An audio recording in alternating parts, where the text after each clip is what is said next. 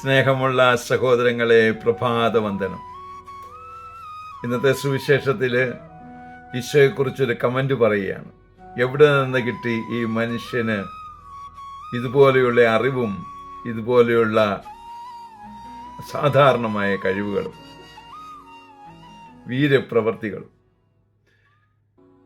നമുക്കെല്ലാവർക്കും ഇവനെ അറിയാമല്ലോ.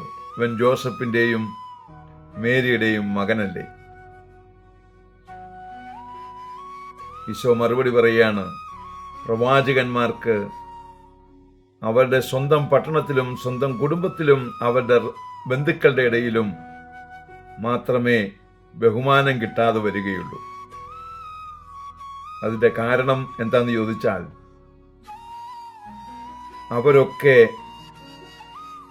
ഇവൻ ആരാണെന്നാണ് ശ്രദ്ധിക്കുന്നത്.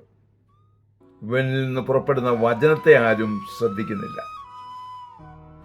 വചനമാണ് ഫലമുളവാക്കുന്നത്, അല്ലാതെ ആ വ്യക്തിയല്ല.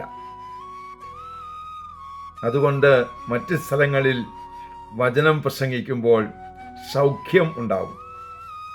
കാരണം അവർ വചനത്തിൽ ശ്രദ്ധിക്കുന്നു. സ്വന്തം നാട്ടിൽ ഇവൻ ഇന്നയാളല്ലേ എന്നൊക്കെ ചിന്തിച്ചു കൊണ്ടിരിക്കുന്നത് കൊണ്ട് ആ വചനത്തെ ശ്രദ്ധിക്കാതെ വരുന്നു. ഇത് തന്നെയാണ് എല്ലാ ശുശ്രൂഷകർക്കും സംഭവിക്കുന്നത്.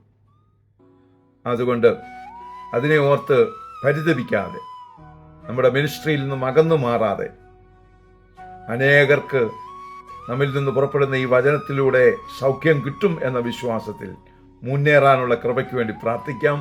പരിശുദ്ധ അമ്മേ സഹായിക്കണേ. വിശുദ്ധ ഔസേപ്പ് പിതാവേ ഞങ്ങൾക്ക് വേണ്ടി പ്രാർത്ഥിക്കണേ. പരിശുദ്ധാത്മാവേ എഴുന്നള്ളി വരണേ. പരിശുദ്ധ പരമ ദിവ്യകാരുണ്യത്തിന് എന്നേരവും ആരാധനയും സ്തുതിയും പുകഴ്ചയും ഉണ്ടായിരിക്കട്ടെ. ആമേൻ.